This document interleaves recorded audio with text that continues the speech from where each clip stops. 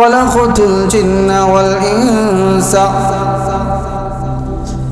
আমি আল্লাহ সুবহানাহু ওয়া তাআলা এই দুনিয়ার মধ্যে জিন জাতি এবং মানব জাতিকে বানানোর কোনো উদ্দেশ্য ছিল না। ইল্লা এখানে আল্লাহ সুবহানাহু ওয়া তাআলা হরফে ইস্তিসনা এনেছেন। যারা উলামায়ে কেরাম আছে, যারা মাদ্রাসার ছাত্র আছে, তারা বুঝবেন। আল্লাহ সুবহানাহু ওয়া তাআলা বলেন, তবে উদ্দেশ্যটা কি, তবে মাকসাদটা কি রে বাজার? আল্লাহ সুবহানাহু ওয়া তাআলা বলেন, ইল্লাহু ইয়াবুদুন আইনি আরিফুন।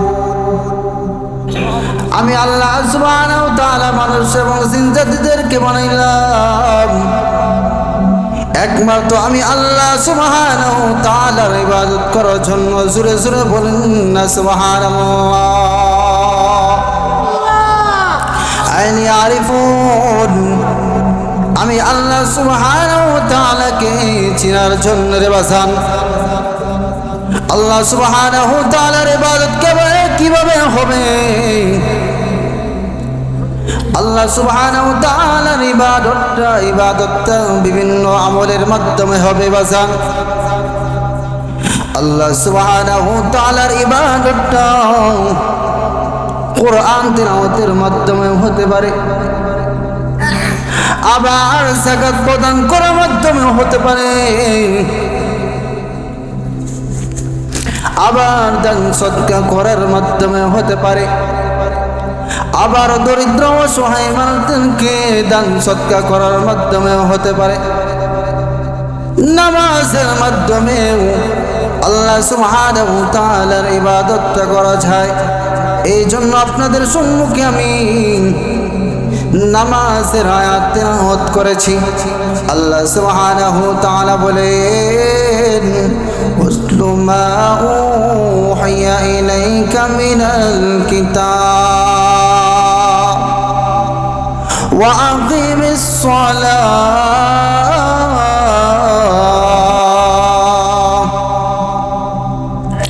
আল্লাহ বলেন, হে নবীজি, আপনার প্রতি যে ওহীর মাধ্যমে যে কিতাব নাজিল করা হয়েছে, নবী আপনি তিলাওয়াত করেন, আপনার সাহাবীদেরকে তিলাওয়াত করতে আদেশ করেন এবং অন্যদেরকে ওই কোরআনুল কারীমের তিলাওয়াত শুনান। জোরে জোরে বলেন না সুবহানাল্লাহ। তো সম্মানিত হাজিরিন, যে কথা বলতেছি আমরা বাজান, আল্লাহ সুবহানাহু ওয়া তাআলা আবার বলেন, ওয়া আকিমিস সালাহ। হে নবীজি, শুধু কোরআন তেলাওয়াতের মাধ্যমেই হবে না,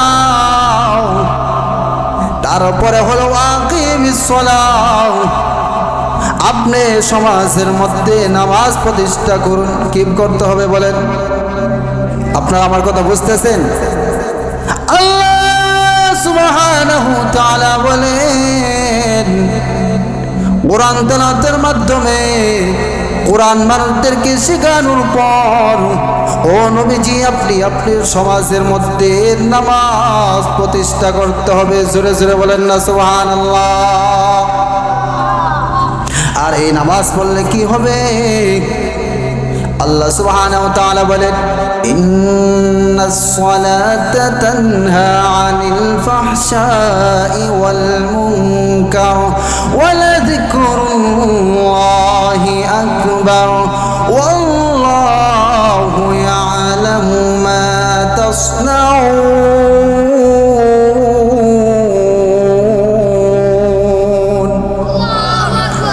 আল্লাহ সুবহানাহু ওয়া তাআলা বলেন, নিশ্চয় নামাজ মানুষদেরকে দুনিয়ার মধ্যে যত ধরনের অশ্লীল কাজ রয়েছে, বেহায়াপনা রয়েছে, খারাপ কাজ রয়েছে, এই সমস্ত কাজ থেকে মানুষদেরকে নামাজ বিরত রাখে। জোরে জোরে বলেন না সুবহানাল্লাহ।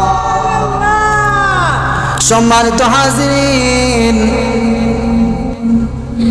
এই আয়াতের পরবর্তীতে একটা প্রশ্ন জাগে, সেই প্রশ্নটা হলো যে আল্লাহ সুবহানাহু ওয়া তাআলা যে বললেন এই নামাজ মানুষদেরকে বিভিন্ন ধরনের ফাহিশা কাজ থেকে বিরত রাখে। তবে বর্তমান যুগে আমরা দেখি বাজান, এমনও মানুষ আছে আমাদের সমাজের ভিতরে, এমনও মানুষ আছে আমাদের দেশের ভিতরে যারা এরকম ভাবে দেখেন নামাজ পড়ে, আবার নামাজের পাশাপাশি তারা এরকম ভাবে কি করে মিথ্যা কথাও বলে।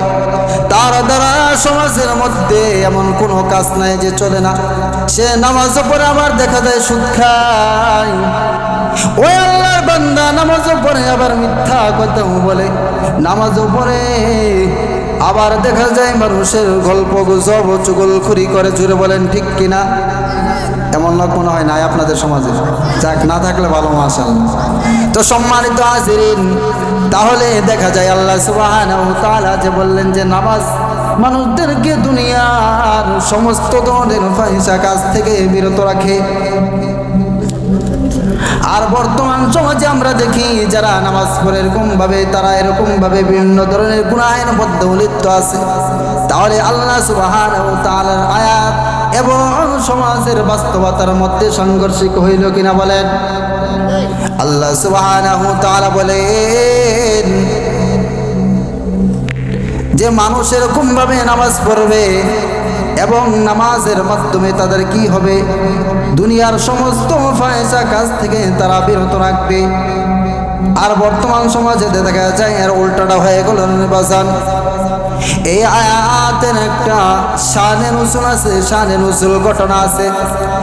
এর শানে নুজুল যদি বুঝেন তাহলে আয়াতের শানে নুজুলের মাধ্যমে বর্তমান অবস্থার সমাধান হয়ে যাবে।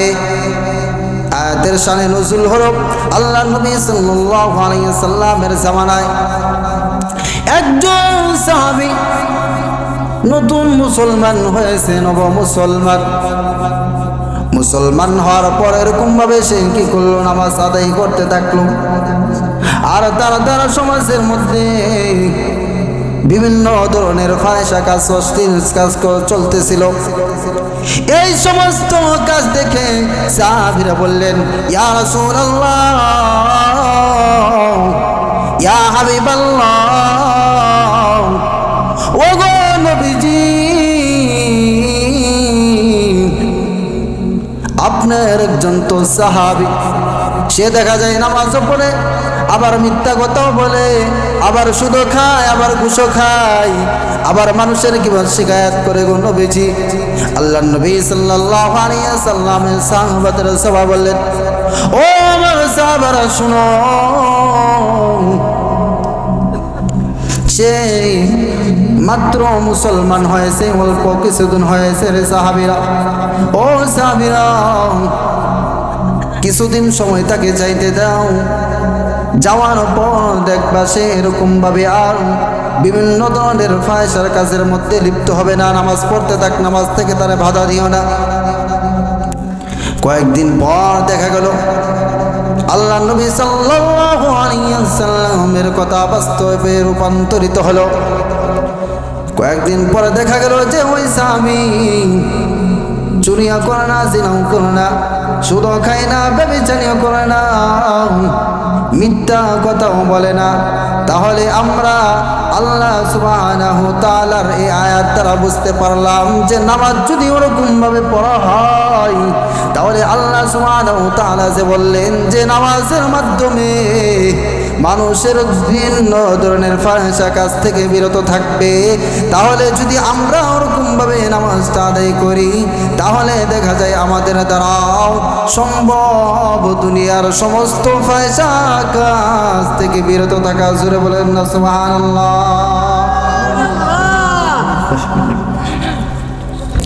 সম্মানিত হাজিরিন, সময় কিন্তু খুবই সংক্ষেপ।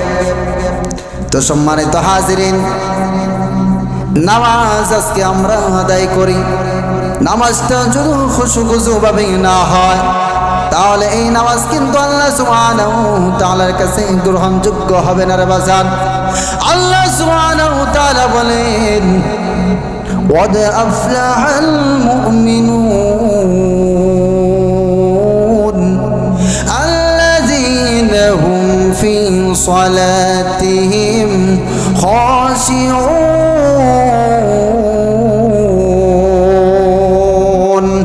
আল্লাহ সুবহানাহু ওয়া তাআলা সূরাতুল মুমিনিনের মধ্যে বলেন যে সফল হলো তারাই, সফল হলো মুমিনেরা যারা কি করেছে নামাজটাকে আল্লাযীনা হুম ফি সালাতিহিম খাশিউন, যারা নামাজটাকে খুশুখুজুভাবে সুন্দরভাবে আদায় করেছে, বিনয়ের সাথে আদায় করেছে। আল্লাহ সুবহানাহু ওয়া তাআলা বলেন তারাই সফলতা অর্জন করেছে। জোরে জোরে বলেন না সুবহানাল্লাহ।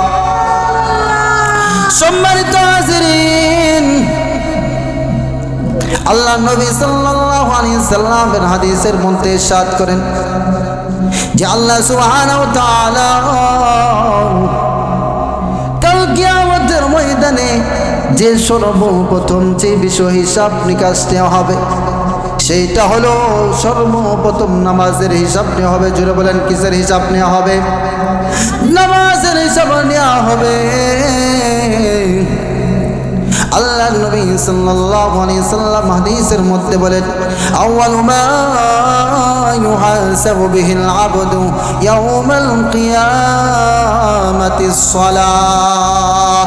আল্লাহ নবী সাল্লাল্লাহু আলাইহি সাল্লামের কাছে কিছু সংখ্যক সাহাবীরা আপনারা যেরকম ভাবে আমার সম্মুখে বসেছেন ঠিক তেমনি ভাবে কিছু সাহাবী রাসূল সাল্লাল্লাহু আলাইহি সাল্লামের সম্মুখে উপস্থিত ছিলেন।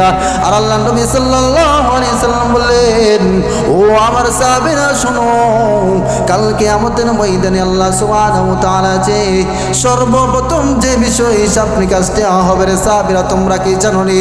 আল্লাহ নবী সাল্লাল্লাহু আলাইহি সাল্লামের জবাবে সাহাবীরা বললেন ইয়া রাসূলুল্লাহ ইয়া হাবিবাল্লাহ, এই বিষয়ে তো আপনি সুজ্ঞাত আছেন। আল্লাহ নবী সাল্লাল্লাহু আলাইহি সাল্লাম তখন বললেন যে আমার সাহাবীরা গভীর মনোযোগ দিয়ে শোনো, কাল কিয়ামতের ময়দানে আল্লাহ সুবহানাহু ওয়া তাআলা সর্বপ্রথম বান্দার নামাজের হিসাব নেবে। জোরে জোরে বলেন না সুবহানাল্লাহ। সম্মানিত হাজিরিন, এই নামাজের অনেক ফজিলত যে কাল কিয়ামতের ময়দানে যারা নামাজটা ঠিক হয়ে যাবে আল্লাহ সুবহানাহু ওয়া তাআলা তার সমস্ত আমলনামাগুলো আল্লাহ সুবহানাহু ওয়া তাআলা সহজ করে দিবেন। শুধু তাই না, আল্লাহ নবী সাল্লাল্লাহু আলাইহি ওয়াসাল্লাম বলেন ওই ব্যক্তিকে আল্লাহ সুবহানাহু ওয়া তাআলা তার সমস্ত গুনাহগুলো মাফ করে দিবেন। জোরে জোরে বলেন না সুবহানাল্লাহ।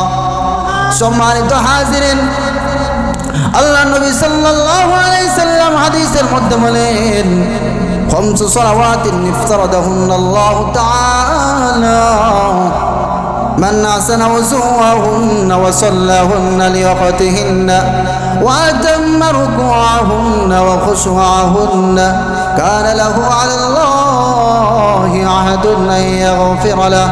আল্লাহ নবী সাল্লাল্লাহু আলাইহি ওয়াসাল্লাম এই হাদিসের মধ্যে বলেন আল্লাহ সুবহানাহু ওয়া তাআলা তোমাদের উপর 5 ওয়াক্ত নামাজকে ফরজ করে দিয়েছেন। অতএব যে বান্দা দুনিয়ার মধ্যে উত্তম রূপে ওযু করবে এবং সময় মতো নামাজ আদায় করবে আল্লাহ সুবহানাহু ওয়া তাআলা বলেন তার পিছনের সমস্ত গুনাহগুলো মাফ করে দিবেন। জোরে জোরে বলেন না সুবহানাল্লাহ। তাদেরকে সুসংবাদ দেওয়া হবে জান্নাতের। ইয়াউমা তারাল মুমিনিনা ওয়াল মুমিনাত ইয়াসআ নূরুহুম বাইনা আইদিহিম ওয়া বিআইমানিহিম বুশরাকুমুল ইয়াওমা জান্নাতুন তাজরি মিন তাহতিহাল আনহার খালিদিনা ফিহা যালিকা হুয়াল ফাওজুল আযীম। আল্লাহ সুবহানাহু ওয়া তাআলা বলেন ও নবীজি, আপনি কাল কিয়ামতের ময়দানে দেখবেন যে সমস্ত মুমিনাত পুরুষ এবং মুমিনাত নারীরা যারা আল্লাহ সুবহানাহু ওয়া তাআলার একগ্রতার সাথে নামাজ আদায় করেছে কাল কিয়ামতের ময়দানে তাদের ডান পাশ এবং বাম পাশে সেরকম ভাবে নূরে চমকাইতে থাকবে। শুধু চমকাবে না নবীজি, বরং তাদেরকে সুসংবাদ দেওয়া হবে, বুশরাকুমুল ইয়াওমা জান্নাতুন তাজরি মিন তাহতিহাল আনহার। বলা হবে তোমাদের জন্য আজকে সুসংবাদ। কিসের সুসংবাদ? জান্নাতের সুসংবাদ। আল আনহার, যে জান্নাতের তলদেশ দিয়া নহর বইতে থাকবে। জোরে বলেন কি বইতে থাকবে? নহর বইতে থাকবে। আর বলা হবে যালিকা হুয়াল ফাউজুল আযীম। আজকে তোমাদের জন্য এটাই হবে সবচেয়ে বড় প্রতিদান। এ বাজার, আজকে আপনি আমি মনে করতেছি না নামাজ পড়ি না, না না, কাল কিয়ামতের ময়দানে কঠিন ধরা দিতে হবে। কাল কিয়ামতের ময়দানে কিন্তু এই নামাজের জন্য কঠিন ধরা হতে হবে। সম্মানিত হাজিরিন, কাল কিয়ামতের ময়দানে যারা নাকি এরকম ভাবে নামাজের কারণে তারা কি করবে? আটকে যাবে। আল্লাহ সুবহানাহু ওয়া তাআলা পবিত্র কালামুল্লাহ শরীফে সূরাতুল মুদ্দাসসিরের মধ্যে বলেন, মা সালাকাকুম ফি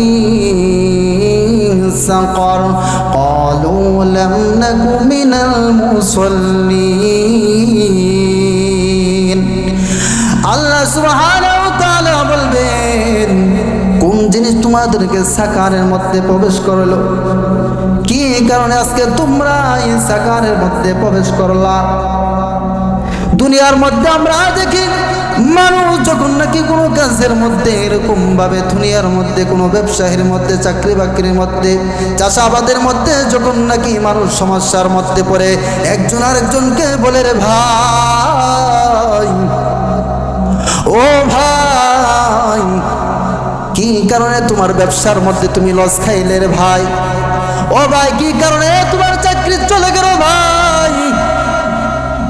কি সমস্যার কারণে তুমি তোমার চাষাবাদের মধ্যে তোমার ফল ফলাদি তোমার কম হইল রে ভাই? দুনিয়ার মধ্যে এরকম কিন্তু একজন আরেকজনকে জিজ্ঞাসা করে কিনা বলেন?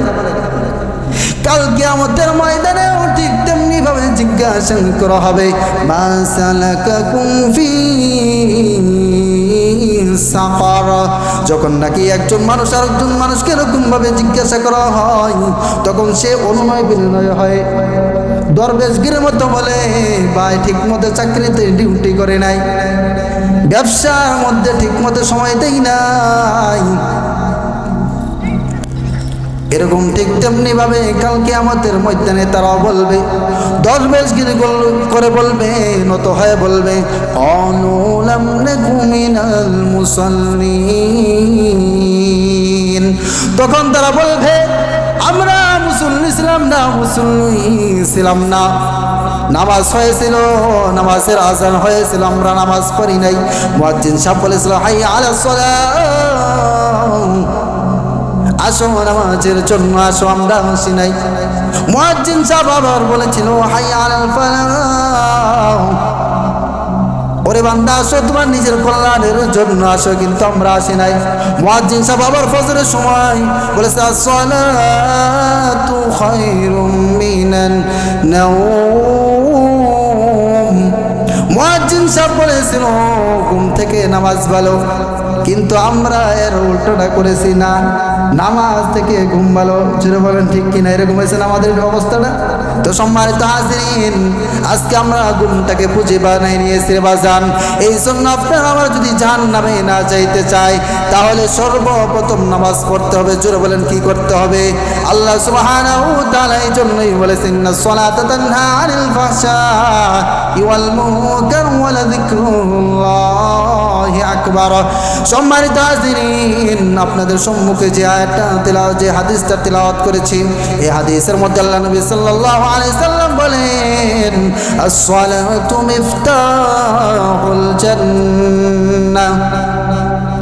আল্লাহ নবী সাল্লাল্লাহু আলাইহি সাল্লাম বলেন যে কাল কিয়ামতের ময়দানে এই নামাজটা হবে জান্নাতের চাবি। জোরে বলেন কিসের চাবি হবে?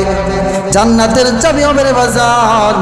দুনিয়ার মধ্যে আপনি সুন্দর করে খুব ভালোভাবে এরকম ভাবে কি করছেন, বাড়িটাকে সুন্দর করে বানাইলেন, সব কিছু ঠিকঠাক আছে, আর আপনি এই মুহূর্তে আপনি এই বাড়িটাকে পরিদর্শন করার জন্য যাবেন রে বাজান।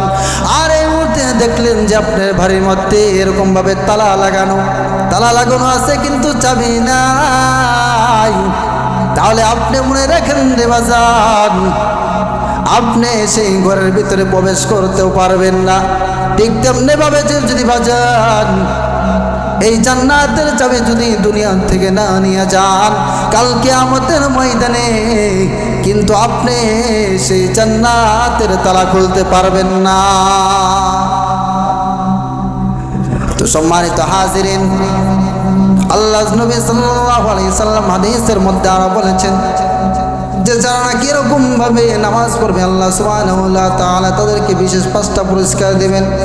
দুনিয়ার মধ্যে 1 নাম্বার হলো, 5টা পুরস্কারের মধ্যে 1 নাম্বার হলো, এটা বলে আমি শেষ করে দিচ্ছি রে বাজান। আল্লাহ নবী সাল্লাল্লাহু আলাইহি সাল্লাম বলেন, যারা নাকি 5 ওয়াক্ত নামাজ সঠিকভাবে আদায় করবে আল্লাহ সুবহানাহু ওয়া তাআলা তাদেরকে 5টা পুরস্কার দিবেন। 1 নম্বর পুরস্কার হলো দুনিয়ার মধ্যে আল্লাহ সুবহানাহু ওয়া তাআলা তাদের রিজিকের অভাব অনটন দূর করে দিবেন। সম্মানিত হাজিরিন, আমরা যখন নাকি এরকম ভাবে কি করি, ওযু করি, ওযুর মধ্যে আল্লাহ নবী সাল্লাল্লাহু আলাইহি সাল্লাম একটা হাদিস শিখিয়ে দিয়েছেন। আল্লাহ নবী সাল্লাল্লাহু আলাইহি সাল্লাম সাহাবাদেরকে শিখিয়ে দিয়েছেন, ও আমার সাহাবা, তোমরা যদি ওযুর মধ্যে এই আল্লাহর কাছে এভাবে দোয়া করো, আল্লাহুম্মা গফিরলি যামবি, তাহলে আল্লাহ সুবহানাহু ওয়া তাআলার কাছে এরকম ভাবে কি করতে হয়, দোয়া করতে হয়, আয় আল্লাহ, আপনি আমার গুনাহসমূহকে ক্ষমা করিয়া দেন। আল্লাহুম্মা গফিরলি যামবি ওয়া ওয়াসি'নি ফি দারি, এবং বলতে হয় আল্লাহ আপনি আমার ঘরটাকে কি করেন, প্রশস্ত করিয়া দেন। এবং বলতে হয় ওয়া বারিকনি ফি রিজকি, এবং বলতে হবে আল্লাহ আপনি আমার দুনিয়ার মধ্যে আমার রিজিকের মধ্যে প্রশস্ততা দান করুন, আমার রিজিকের মধ্যে বরকত দান করুন। জোরে জোরে বলেন না সুবহানাল্লাহ।